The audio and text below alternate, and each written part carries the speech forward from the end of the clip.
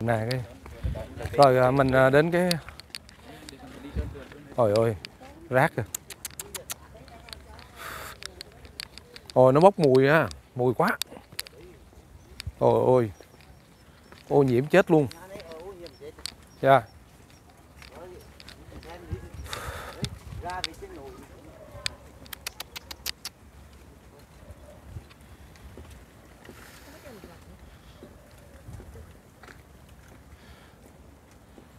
Để sợ quá nhìn nè.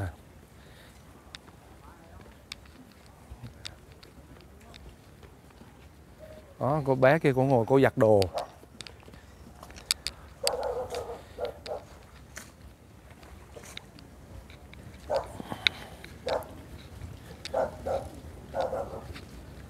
Ủa nước này là đâu có sạch đâu mà giặt đồ con. Hả con? Sạch không? Nước vậy sao giặt sạch được? Nước đang ngòm làm sao rồi?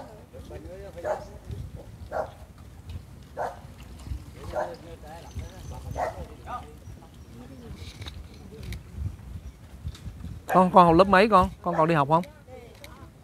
Hả? Con còn hả? Con học lớp mấy? Học lớp 7 nhà con ở đâu? Nhà con trong đây hả? Ồ.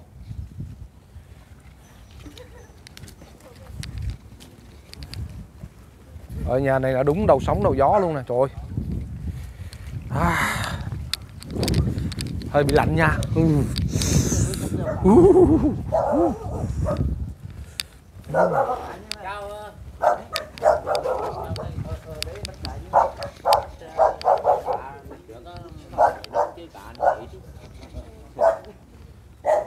Chào thầy. Dạ, chào anh. Dạ.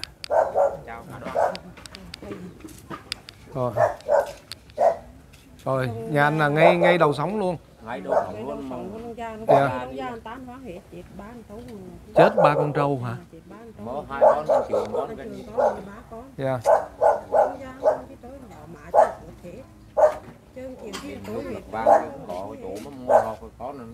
Anh chị mấy cháu? Dạ. Bé ngoài giặt đồ rồi, bé đây là 2. Một bé trong đây nữa. Ôi đang ngồi viết bài kìa, sao để con ngồi tự viết. Bàn trôi rồi. Cửa rồi chứ.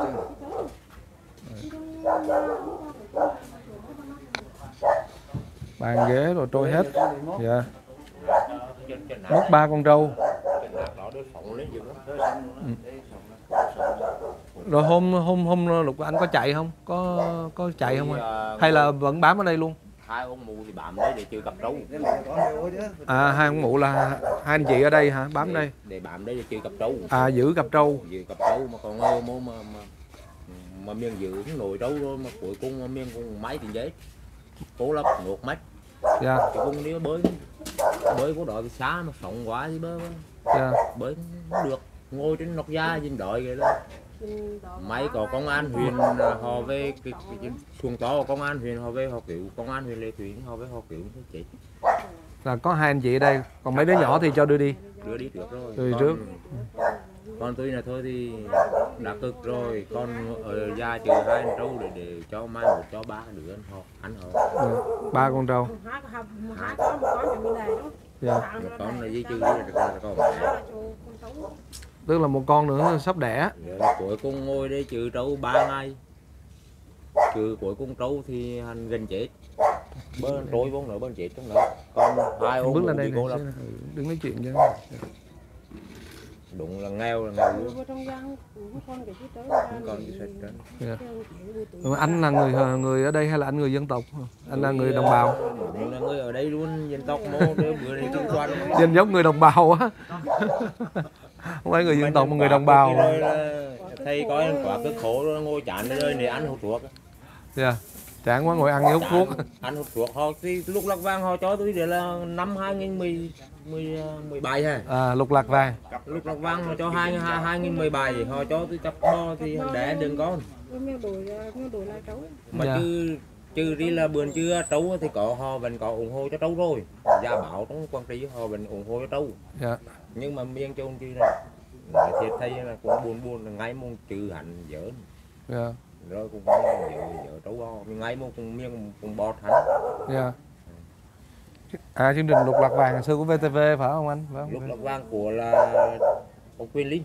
À, Quyền Linh hả? Quyền Linh. Vậy là HTV. Lục Lạc Vàng HTV là được tặng được hai con trâu. Hai con bò. Hai con bò. Nhưng nuôi lại ba con chứ nó đuổi hai con trâu. Trâu lùi ếm. À, đổi bò lấy trâu để nuôi, để cày. Để cày vừa hạnh lùi nước êm hơn bò. Dạ. À, lội nước em hơn bò. Dạ. Mà ai ngờ mà năm cái lụt hành lên thì nhánh thì nữa. Bữa tới là nước là to nhất từng ní thôi. Dạ. Là đâu khả năng ngờ trột được. Dạ. Nhưng mà chứ hành lên trên đi luôn mà sóng nó còn phủ đến nữa nữa. Dạ. Mặt sóng đấy là đến 1 mét rồi đấy. Dạ. Mặt sóng á anh, sóng hả? Mặt sóng.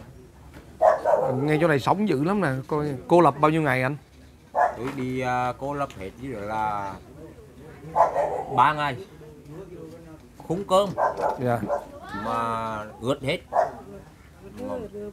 Tôi nói là khả năng là không gặp được con cái nữa. Ừ. Hai cái giống ở đây mà sống là kêu không ai ngay là điện thoại thì ướt. Không gặp được ba đứa con nữa. Chắc mình nói thôi thì chưa chịu cho mình răng họ điền đến miếng bật máy được mà không ai điền sau. Con gái qua đây nè con. Sau cái xà thì chịu ra, phía trước cái xà có điền nhưng mà xà là đơn chiếc thuyền của xà quả gió. Tại vì ra đây là phải tàu lớn mới ra được. Tàu lớn Chứ không mà sóng lớn lắm. dạ. Đâu mấy cái công an huyện nó dùng chúng to họ kiểu Dạ. Chứ không là chắc là cũng chưa biết sao. chắc là chết á. Nếu công an huyện Lê Thủy kiểu là chết. Dạ. Chết chắc luôn. Là vì là cái sóng mà đập mà tương rầm xung quanh đấy là ngay rầm nó thành rầm rồi là cũng kêu ai ngay hết mà hơn nữa họ chạy đi tì nan hết họ vốn chạy trốn vốn ra xóm hết. Dạ. Xung quanh đấy cũng nặng lắm. Nhưng mà nhà anh chị là coi như là sát đầu sông luôn nè.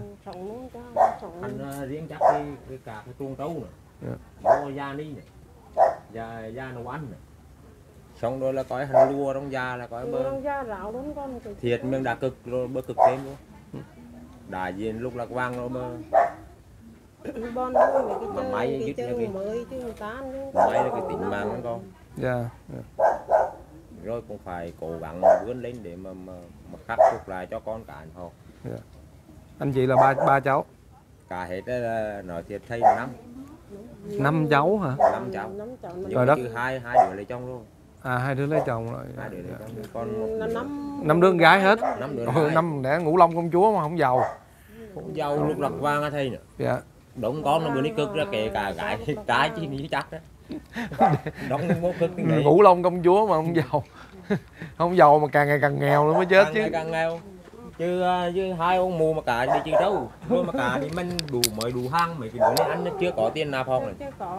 Con học lớp mấy? Con học lớp 5. Trời dễ thương quá, con học lớp mấy? Con học lớp 7. Bé cô biết phải không? Ơi. Con học lớp mấy? Hả? Cháu có nói to lên. Màu dầu lớn. À, cháu học màu dạo lớn. Con bệ đang ốm đúng không? Ôi ba con trâu bao nhiêu tiền ta? Nếu mà tính ra tiền. 3 con là mổ ra bữa nào họ mổ thái cho tôi là đúng là con mẹ ngày tỷ là có to luôn. Dạ. Là dư chưa đi. Một con 30 triệu. Dư chưa đi có 3 con. Mà chưa được là ba con là coi như gần trăm triệu. còn Quyền Linh nó cho tôi lúc Lạc Vàng tôi mừng lắm. Tôi là chắc chắn là mấy đứa có ho. Chứ miệng ở đây tôi ở đây thì nói thiệt thấy là ngà không cực. Cũng sướng được một cứ mình 5-7 năm. Không mà cái nhà này là cái nhà ngay đầu luôn á. Miếng bon nó được 5-7 năm là bắt đầu sống ăn vô nát ăn vô luôn lên. Xong rồi miếng cố gắng miếng mình lại là hắn sống gió cứ vô luôn lên. Không có thể Anh cứ đứng cực.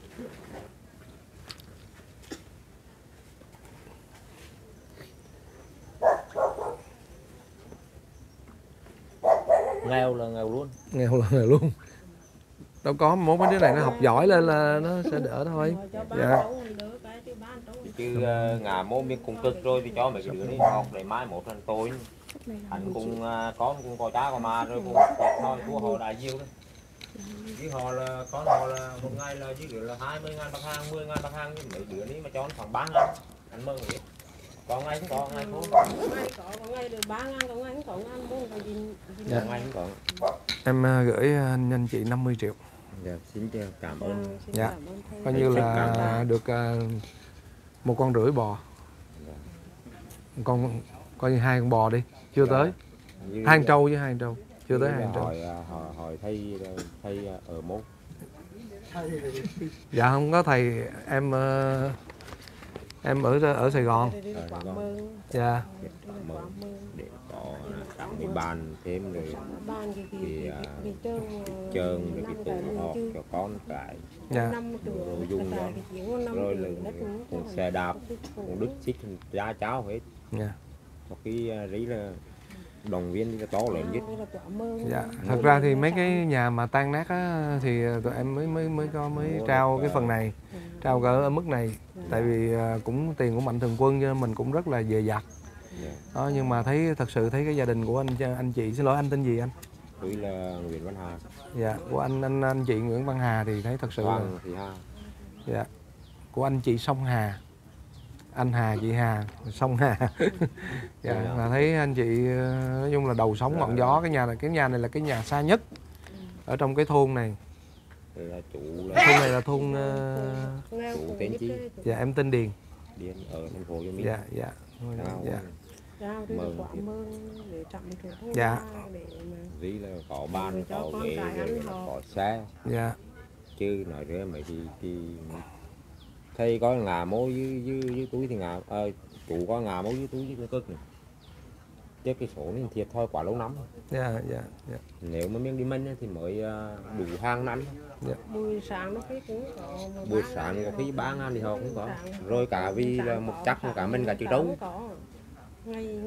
Mình hàng qua cho hắn mà cả đi chim miếng chữ trống. Sáng không tiền ăn sáng luôn. Cũng tiền ăn sáng luôn. Có đôi khi có ngày được 3.000, có ngày có ngàn. Là với túi thì chữ trâu, còn với vợ thì đi mò cua ba mò ột thì được khoảng mấy chục, đó là cả đây là mì chính với chí một rồi lăn vắt trong da với hàng không đủ thiệt. Dạ. Có bữa không đã tôi có khi mà năm mà nó chết thay chảy nước mắt hả? Dạ thôi chắc anh chị cố gắng ha. Thì tại vì cái nhà này á, kính thưa quý khán giả, là cái nhà này là mình nghĩ là một cái nhà mà ở ngay đầu có thể nói là đầu sóng ngọn gió mà nguy hiểm nhất ở đây luôn. Cái thôn này là thôn này thôn gì chứ? Thôn này là thôn đấy, đúng đấy là địa chỉ là đồi 5 An Xá. Đồi 5 An Xá, Lộc Thủy, Lệ Thủy của mình. Dạ. Đồi 5 An Xá. Và cái nhà anh chị là xa nhất. Được á. Cho nên là dạ. Được đấy là coi là 3 năm, 2 năm là trập gian lên. Dạ. Xong rồi họ hỗ trợ cho mình ra, họ hỗ trợ 5 triệu. Dạ. Là nhà nước á, nhà nước hỗ trợ 5 triệu. Họ hỗ trợ cho 5 triệu. Xong rồi là đợt ní là khi mới cái đợt năm ngoái đấy họ hỗ trợ 40 triệu. Họ có hỗ trợ nắng nữa nhưng miếng mình không nổi. Yeah. Hỗ trợ 40 triệu mà xây cái 2 tấn thì nếu như miếng gắn là miếng đã vay rồi mà chứ miếng vay thêm thì có 3 đứa con không có học. Yeah. Cho nên thôi miếng là đơn chịu cực thì cho con cái mình đăng mấy đứa này phải học được. Họ với con họ mà 10 thì hẳn là túi trốn được 1 thôi, 2 Yeah. được. Yeah. Chứ xe thì cũng không có đi đứt chứ. Có bữa đi đoàn là về nghỉ. Mà mấy đứa nó đi học sao đi bộ hả? Không, vẫn đi xe nữa, nhưng mà có khi đi nửa đang ta chít về lại, có khi là đi học về buổi chiều là về khuya rồi. Là cô thầy cho mà chứ đi bỏ trước. Khuya rồi là miếng phải chạy tìm biến đi hướng mô. Dạ. Vì trừ trâu vô không phải đi tìm. Đi là chứ đi là coi tráng cái đi thầy coi là đem vô phục vụ là xe nữa. Xe cho mấy đứa nhỏ đi học á, mà mấy đứa nhỏ xe coi như là bàn. Dạ. Rồi là giờ không có bàn nè, không có bàn học, phải ngồi cái phải ngồi trường đi học. Dạ. Tôi cảm ơn. Dạ, thôi không có sao đâu anh. Dạ. Cảm ơn. Dạ. Quả mới để sắm sửa lại trong gia cái chứ trong gia không Dạ. còn cái gì. chứ sắm đồ dùng cụ bữa trước họ cho thích vợ rồi chứ sắm xe sắm ban Sắm ban để cho nó cái để phục vụ cho mấy đứa như cái tôi hung thiệt thôi hung. ngồi học mà phải lấy cái ghế học cái chứ trong gia tam Dạ thôi cũng mong là mọi thứ sớm hồi phục để các cái gia đình giống như là anh chị Hà ở đây cũng bà con ở các cái tỉnh miền Trung sớm vượt qua cái khó khăn. Cũng cuối năm rồi, bây giờ là cuối là tháng 11 rồi, cũng còn 1-2 tháng nữa tới Tết, mà mình tin chắc rằng là các gia đình ở các gia của đồng bào các tỉnh miền Trung mà bị ảnh hưởng nặng nề của bão lũ này chắc là năm nay không có Tết rồi đó. Cho nên là dạ, và bây giờ cũng chưa biết là tình hình thời tiết như thế nào, đó bắt đầu bão lũ và tiếp tục lại tiếp tục vào. Và Nước bắt đầu lên. đông và coi là hàm vô một cái là lùa đi sạch trơn thật túi trong gia. Gia sản của những cái gia đình giống như anh chị Hà ở đây thì là cũng là gia cầm, gia súc hết, nuôi có 3 con trâu, rồi ít gà vịt là coi như lũ vào là kéo đi hết. Hai ông mù mà phải ở nơi nốt là ở nơi nốt có 10 ngày. Tên đó đi ra mua cao là xin ngủ ra này đó. Rồi là bắt đầu hết rá nạc, rồi rá nạc lấy đà, rồi mới lặt lượng xung quanh, dùng cụ xung quanh kê gạt lại. Mà nhưng mà không đủ. Tối chứ toàn trải chiếu rửa đất. Ngay đi đờ giỏi, ngay qua nấu đây. Dạ. Ngay đi xoàn nó tự đâu cũng Và nấu bếp trong đây luôn. Dạ. Đang con cái trộm có mấy cái khô. Nè có đang nấu nước nấu đồ trong đây nè. Giờ phải chuyển qua, trước là nấu bên đây phải không anh? Dạ.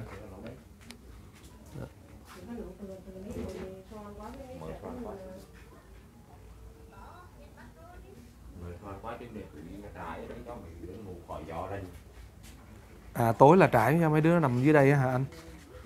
Tại ghế giường gãy rồi, giường xong rồi đâu có nằm được. Ở dưới đây là đất nè, nền đất. Không. Xi măng nhưng mà nó ẩm quá. Rất ẩm.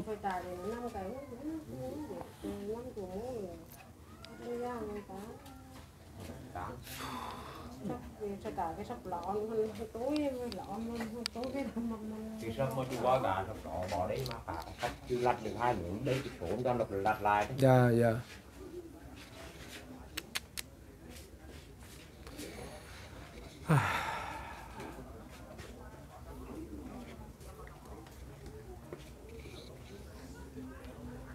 Đây lấy cái điện thoại chú điên của xin cái số điện thoại của chú đâu hay liên lạc để có khắc phục được cái hậu quả thì bảo chú mừng. Dạ.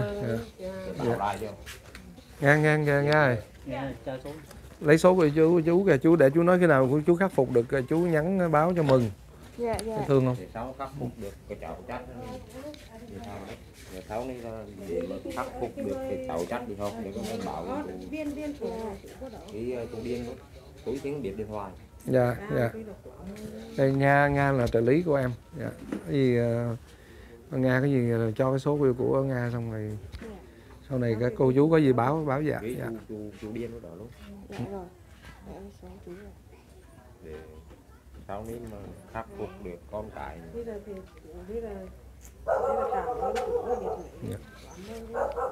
Dạ không sao đâu chị, cái này là em cũng thay mặt Mạnh Thường Quân thôi.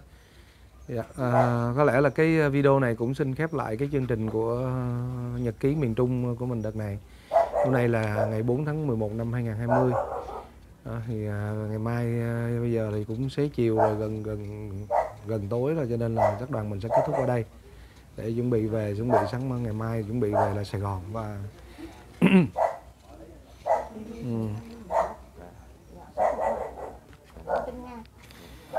bao nhiêu cũng không đủ hết bà con ơi. Dạ.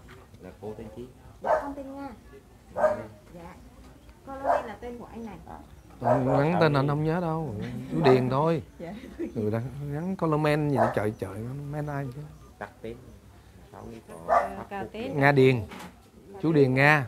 Chú Điền Nga là biết là Nga thư ký của chú Điền. Con học giỏi không con? Dạ khá hả? Phải ráng học giỏi chứ. Học giỏi sau này mới nuôi ba bố mẹ được, ba mẹ được. nha.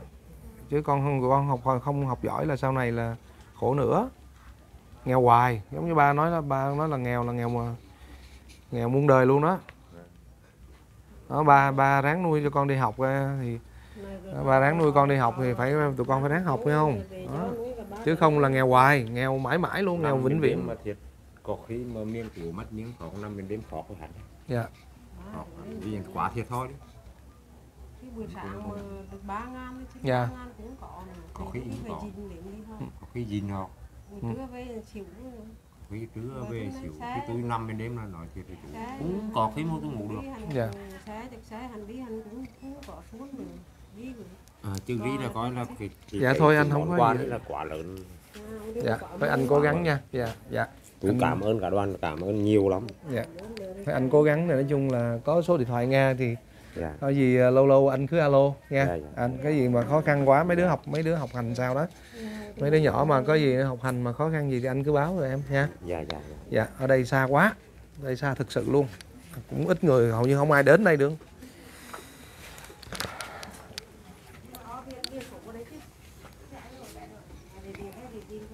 Dạ thôi em xin phép nha. Dạ em chào anh. Thôi, Dạ. cảm ơn. Dạ thôi anh cố gắng. Dạ. Chú gì nha, chú về nha. Cố gắng học giỏi nha các con. Nghe. À.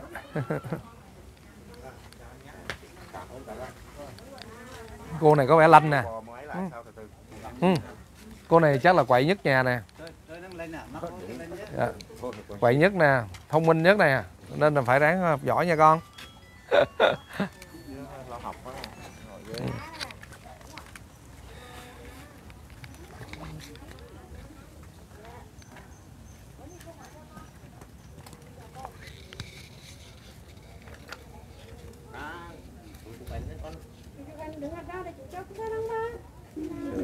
Thường ghê.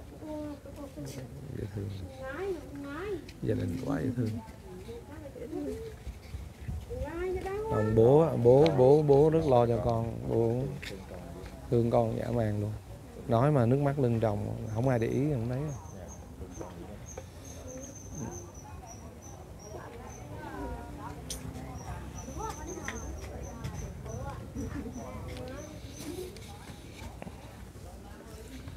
Đừng xa.